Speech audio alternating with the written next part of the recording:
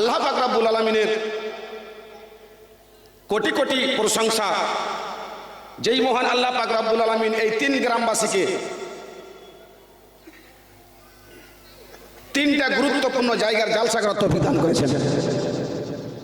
কবরস্থান, ঈদগাহ, মাদ্রাসা। তারপরে ধর্মের গুরু মামিন আব্দুল হযরত মুহাম্মদ মুস্তাফা সাল্লাল্লাহু আলাইহি সাল্লাম প্রতি শত কোটি শান্তির ধারা বর্ষিত আল্লাহুম্মা সাল্লি আলাইহি ওয়া সাল্লাম। মক্কার বুকে যখন জুলুমের ডাঙ্কা বেজে গেল, মুসলমান আর বাস করতে পারছে না, আল্লাহ পাকের নবীকে আর বাঁচানো যাবে না। বিভিন্ন রকমের ষড়যন্ত্র, বিভিন্ন রকমের চক্রান্ত। আল্লাহ পাকের নবীর বংশ হাশেম গোত্র, প্রভাবশালী গোত্র ছিল, গায়ে হাত লাগাতে পারে না। পৃষ্ঠপোষকতা করছে আবু তালেব, আব্দুল মুত্তালিব। আব্দুল মুত্তালিবের গোষ্ঠী।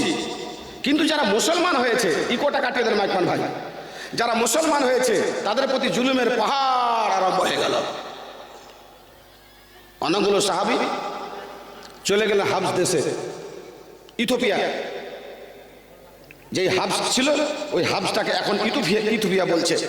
ইথিওপিয়াতে হিজরত করে চলে গেলেন। তার মধ্যে একজন হলেন কি নোমান বিন আদি।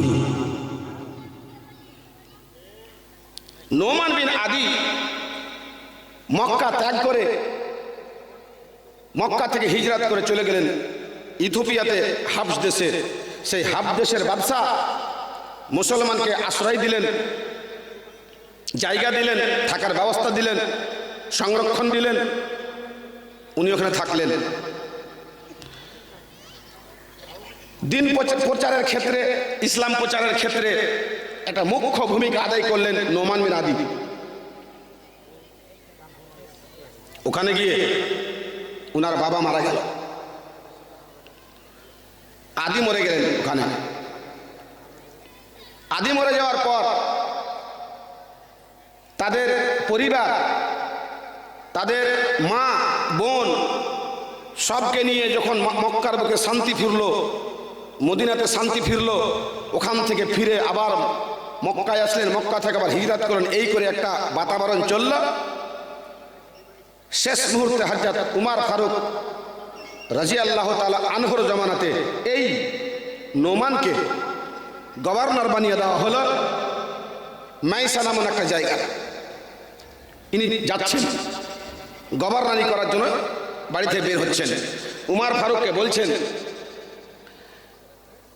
আর সকলকে বলছেন যে আমাকে যখন ওখানকার গভর্নর দিয়ে দেওয়া হলো, তো আমাকে আমার বউ বাচ্চাকে নিয়ে যাওয়ার আমাকে পারমিশন দেওয়া হোক।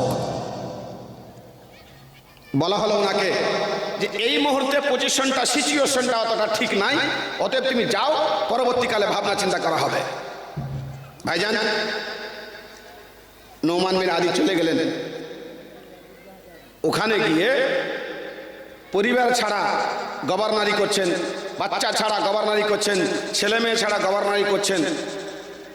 মানুষের মন, আজকে আপনি দেখেছেন একটা ছেলে বিয়ে শাদী করার পরে 12 মাস ধরে, 2 বছর ধরে, 3 বছর ধরে দিল্লি, বোম্বাই, কলকাতায় খাটে। বাবা আপনাকে ভাবতে হবে, মা আপনাকে চিন্তা করতে হবে, শ্বশুর বাবা টাকার জন্য আপনার জামাই চলে গেছে বটে, কিন্তু জিনা শরীয়তের বহির্ভূত কাজ। একটা স্ত্রীকে ছেড়ে একটা স্বামী 4 মাস 10 দিন থাকতে পারে। ছেলে কামাই করতে গেছে বটে, 6 মাস পরে আসবে, 1 বছর পরে আসবে, আবার থাকবে, আবার যাবে। এটাই হচ্ছে শরীয়ত। হঠাৎ করে একটা অঘটন ঘটে গেল। হযরত উমর ফারুক একটা চিঠি লিখতে হচ্ছে, কোরআনের একটা 5টা 7টা আয়াতকে লিখে দিয়ে চিঠি পাঠাচ্ছেন কার কাছে? নোমান বিন আদির কাছে। কাফিরে জামবে কাবিলে তাওবাতে। উমর ফারুক একখানা চিঠি লিখে নোমান বিন আদির কাছে পাঠিয়ে দিয়েছেন। নোমান বিন আদি চিঠি দেখার পরে হতভম্ব হয়ে গিয়ে লোকজনকে ডেকে বলছে, ব্যাপার কি বুঝতে পারলাম না, আমার বিরুদ্ধে ষড়যন্ত্র কে করেছে? যে ষড়যন্ত্রটা কি? ষড়যন্ত্র হলো নোমান ওখানে গিয়ে ছেলে মেয়ে বউ বাচ্চা ছাড়া মনটা একটা উস্কো খুস্কো হয়ে আছে। ও তখন করেছে কি, একটা কবিতা বলে দিয়েছে মদের বিরুদ্ধে।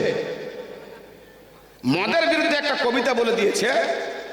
যখন মানুষের উপরে প্রচন্ড আকারের ব্যথা বেদনা, মানুষ যখন খুব দুঃখিত হয়, মানুষ যখন ব্যবসাতে লসে রান করে, মানুষের যখন বউ বাচ্চা তালাক হয়ে যায়, তখন মানুষ নিজের মনের মধ্যে শান্তি ফিরিয়ে আনার জন্য মদের আশ্রয় নেয়, দারুর আশ্রয় নয়। কিন্তু তার পদ্ধতিটা অবলম্বন করা একটা আলাদা হয়ে গেল। ও যদি বলে আমার মনের মধ্যে শান্তি আনবো, তাহলে পরে আল্লাহ রাব্বুল আলামিনের নবী মুহাম্মদ বলে গেছেন যে তোমার মনের মধ্যে শান্তি তুমি কিভাবে আনবে। ম্যাকম্যানকে বললাম ইকোটা কাটে দে না ভাই। কই ম্যাকম্যান, কই ম্যাকম্যান ভাইজান। গাফেরে জাম উমার ফারুক চিঠি লিখে দিয়েছেন কোথায়? নোমান বিন আদিকে। কি বলে? ওগো নোমান বিন আদি, আমার কাছে খবর এসে গেছে বিশ্বস্ত সূত্রতে তুমি নাকি মদ পান করেছো।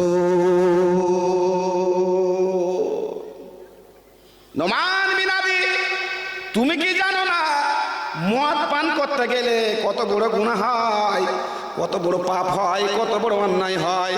তুমি জেনেও কি জানো না? তুমি মদ পান করে বড় একটা অপরাধ করেছো বলে তোমাকে আমি চিঠি লিখে দিলাম। গাফের জামবে, মদ পান করার পরে, অন্যায় করার পরে, গুনাহ করার পরে আল্লাহ রাব্বুল আলামিনের কাছে যদি তোবা করে নেওয়া হয়, আল্লাহ রাব্বুল আলামিন তার গুনাহকে মোচন করে দে। তুমি তাড়াতাড়ি এসো আমার কাছে। চিঠি পাওয়ার সাথে সাথে তোমার কি কথাবার্তা আছে তুমি তাড়াতাড়ি এসো। নোমান বিন আদি ওখান থেকে বরিয়া বিস্তারা বেসে উমারের দরবারে এসেছে। দরবারে এসে একটা লম্বা ভাষণ দিলেন। উমার ফারুকের সামনে নোমান বিন আদি দাঁড়িয়ে বলছেন, আমিরুল মুমিনিন খলিফাতুল মুসলিমিন। এমন অবস্থাতে, যেই অবস্থাতে মক্কাতে পা রাখার জায়গা ছিল না, মুসলমানের বাঁচার কোনো পথ ছিল না, যেই দিকে সব সমাতে তাদের আক্রমণ আমাদের দিকে, সেই সময় আমি দিন বাঁচার জন্য, আমি ধর্ম বাঁচার জন্য আমি করেছিলাম কি, বাবা মাকে আত্মীয় স্বজনকে নিয়ে সুদূর প্রান্তর পাড়ি মেরে ইথিওপিয়াতে হিজরত করে চলে গেছিলাম। ইকোটা কাটিয়ে দেন, হ্যাঁ কম দেন, বাস। চলে গেছিলাম, ওখানে গিয়ে দিন বাঁচালাম। আমার বোন, আমার মা, আমার স্ত্রী, আমার পরিবারকে সঠিকভাবে নিয়ন্ত্রণ করলাম। করার পরে আপনাকে কে যেন বলে দিয়েছে আমি নাকি মদ পান করেছি। না না, আমি মদ পান করি নাই। আমি জানি আল্লাহ পাকের নবী, দয়ার নবী মুহাম্মদ বলে গেছেন পৃথিবীর বুকে বিভিন্ন রকমের গুনাহ রয়েছে, পৃথিবীর বুকে বিভিন্ন রকমের পাপ রয়েছে, পৃথিবীর বুকে বিভিন্ন রকমের অন্যায় রয়েছে। তার মধ্যে কিছুগুলো পাপ এমন আছে করা তো দূরে কথা, তার নিকটবর্তী হতে হয় না। আমি আল্লাহ নবীকে শুনেছি আল্লাহ না তাআলার মদবিল খবরে গুনাহ করবেন, জেনে করেন না জেনে করেন, দিনের আলোতে করেন রাতে অন্ধকারে করেন, জি এক প্রকার একটা গুনাহ। দুটা পার্ট আছে, কিয়ামতের কোতে দুটা বিচার বসবে, দুদিকে ই হবে, ভাগাভাগি দুটা বসবে। একটা আল্লাহ সংক্রান্ত বিচার, একটা মানব সংক্রান্ত বিচার। আল্লাহর হক যেগুলো আছে আল্লাহ মাফ করে দেওয়ার আপনাকে। মানবের হক যেগুলো আছে, কার জমি দাবিয়েছেন, কারি কিছু করেছেন, মেরেছেন, টাকা, এটা আলাদা, এটা মাপ আল্লাহ করবেন না। নোমান বিন আদি বলছেন খলিফাতুল মুসলিমিন, আমিরুল মুমিনিন, মদ্যপানা পান করা দূরের কথা, মদের নিকটবর্তী আমি হই নাই, মদকে নাকে শুঁকে পর্যন্ত দেখি নাই। কারণ আমি আল্লাহ পাকের নবীর মুখে শুনেছি আল্লাহ আনাতু আলা মদমিল খামার। আজকাল তো স্টাইল হয়ে গেছে মানুষের, দোকানে বসার পরে গোপনভাবে একটা মদ। যে এবার আমি আপনাকে বলছি, মদ পান করতে গেলে লানাতের গুনাহ হয়। লানাতটা কি জিনিস? আল্লাহর অসন্তুষ্টি অবতীর্ণ হয় তার প্রতি সদা সর্বদা, আল্লাহর গজব নাজিল হয় তার প্রতি সদা সর্বদা। মদ পানকারীকে আপনি দেখবেন কখনোই সুখী থাকে না।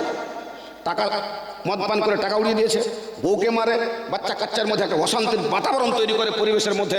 জীবনপল্লীর মদ পানকারী শান্ত থাকতে পারে না, সঠিক থাকতে পারে না। জি নোমান বিন আদি বলছেন আমিরুল মুমিনিন, মদ পান আমি করি নাই, আমার বিরুদ্ধে ষড়যন্ত্র করে চক্রান্ত করে আমাকে ফাঁসানোর চেষ্টা করা হয়েছে। কালে কালে যুগে যুগে এটা চলে আসছে। আপনার গ্রামে এইরকম পজিশন হবে যে গন্ডগোল হয়েছে, দেখবেন পিছন দিকে একটা কেউ সুশ্রী দেওয়ার জন্য একটা লোক তৈরি হয়েছিল, ওই গন্ডগোলটা বাঁধিয়েছে। চুরির পিছনে কিছু ষড়যন্ত্র, গন্ডগোলের পিছনে ষড়যন্ত্র, রাজনৈতিক দিক দিয়ে বলেন আর কোনো দিক দিয়ে বলেন, পারিবারিক দিক দিয়ে বলেন, পারিবারিক 5টা বৌমা, শাশুড়ি মা, শ্বশুর মা, ঠিক চলছে। এমন একটা লোক ওখানে এন্ট্রি করেছে, সে লোকটাকে জানেন? সেই লোকটা হচ্ছে 5 বউর কোনো একটা মা, 5 বউর কোনো একটা বোন, ওখানে এন্ট্রি মেরে দিয়ে এমন দেশালার কাঠির আগুন মেরে দিয়েছে, লেগেছে গন্ডগোল। জি, দেশাল কাঠি দেখবেন আর মাথা আছে, দেশালের কাঠিতে মাথা আছে। মাথা থাকলে হবে না, মাথার মধ্যে ব্রেন থাকতে হবে। শুধু মাথা থাকে যদি তো আগুন জ্বলবে, আর মাথার সাথে সাথে যদি ব্রেন থাকে তো আগুন জ্বলবে না। সালাইয়ের কাঠির শুধু মাথা আছে আর ব্রেন নাই, মগজ মস্তিষ্ক নাই বলে ছাঁ করে মারেন, আগুন ধরে গেল। বানি মোস্তালেকের যুদ্ধতে চলে গেছে আল্লাহ নবী। মরিশির এক জায়গাতে চশমা, মরিশির জায়গায় একটা চশমা জল আছে, ওখানে পাড়া ঢেলে দিয়েছেন। মহাজের একটা লোক পানি পান করাতে গেছে, উঠকে পানি পান করাতে গিয়ে ওখানে পাথর টাথর দিয়ে পানিটাকে ঘিরে দিয়েছে। তার নাম হচ্ছে জাহজাহা গেফারি। ও পানি ঘিরে দিয়ে উটের জন্য পানির ব্যবস্থা করছে। আনসারের ওই দিক থেকে একটা লোক চলে এসে সেনান বিন ওবার, আর সেনান বিন ওবার এসে ওর সাথে বচাসা লাগিয়ে দিয়ে একটা গন্ডগোলের বাতাবরণ তৈরি হয়ে গেল। আল্লাহ পাক নবীর কাছে খবর গেল, আল্লাহ পাক নবী তাড়াতাড়ি করে এসে গন্ডগোলটাকে মিটিয়ে দিলেন। মধ্যখানে দেশালার কাঠি ঢুকে গেছে, মাথা আছে মগজ নাই, ব্রেন নাই, মস্তিষ্ক নাই। সেই দেশালার কাঠির নাম হচ্ছে উবাই ইবনে সুলুল। ইয়া লাল মুহাজির ইয়া লাল আনসার, এইরকম যখন ধ্বনি উঠে গেল, আল্লাহ পাকের নবী বলছেন জাহেলিয়াতের দাওয়া তোমরা কেন করছো, অন্যায় থামিয়ে দিলেন। কিন্তু উবাই ইবনে সুলুল এসে ওদেরকে আনসারদেরকে বিয়ে করতে আরম্ভ করে দিল। এই করে করে এমন একটা বাতাবরণ তৈরি করে দিয়ে গন্ডগোল পাতিয়ে দেওয়ার চেষ্টা করে দিল। আল্লাহ পাক রব্বুল আলামিনের নবী, দয়ার নবী মুহাম্মাদের কাছে গিয়ে যায়েদ ইবনে আরকাম বলছেন, হুজুর গো, উবাই ইবনে সুলুল গন্ডগোল পাকিয়ে দিয়েছে দুই পক্ষের মধ্যে। উবাই ইবনে সুলুল খবর পেয়ে গেছে যে আমার রাজ তো ফাঁস হয়ে গেছে। ও এসে আল্লাহ নবীর কাছে এসে খোদার কসম, আল্লাহর কসম, না আমি এরকম করি হুজুর, এটা বাচ্চার ছেলে জায়েদ ইবনে আরকাম, ছোট্ট ছেলেও বুঝে না, বুঝতে পারেনি, এরকম লাগান ভিড়ান করে দিয়েছে, আপনি এটা মানিয়েন না, এই করিয়েন না। তো আল্লাহ পাকের নবী তখন ভাবছে সত্য মনে হচ্ছে জায়েদ ইবনে আরকামের দিকে। আল্লাহ পাকের নবীর একটু কেমন কেমন যেন মনটা হলো। জায়েদ ইবনে আরকাম এত দুঃখ পেলেন, এত ব্যথা পেলেন, সত্য কথা আমি আল্লাহ নবীকে জানালাম, কিন্তু ব্যাপারটা কেমন হয়ে গেল, ঘরের মধ্যে ঢুকে গেল, বের হতে চাই না। আল্লাহ রাব্বুল আলামিন অল্প দিনের মধ্যে আসমান থেকে ওহী পাঠিয়ে দিয়ে সংবাদ পাঠিয়ে দিয়েছেন, মা ইয়ানতিকু আনিল হাওয়া ইন হুয়া ইল্লা ওয়াহয়ুন ইউহা। আমার নবী নিজের পক্ষ থেকে কোনো কথা বলতেন না যতক্ষণ পর্যন্ত আল্লাহ রাব্বুল আলামিন ওনাকে জানিয়ে না দাওয়াত দিতেন। আল্লাহ পাক রাব্বুল আলামিন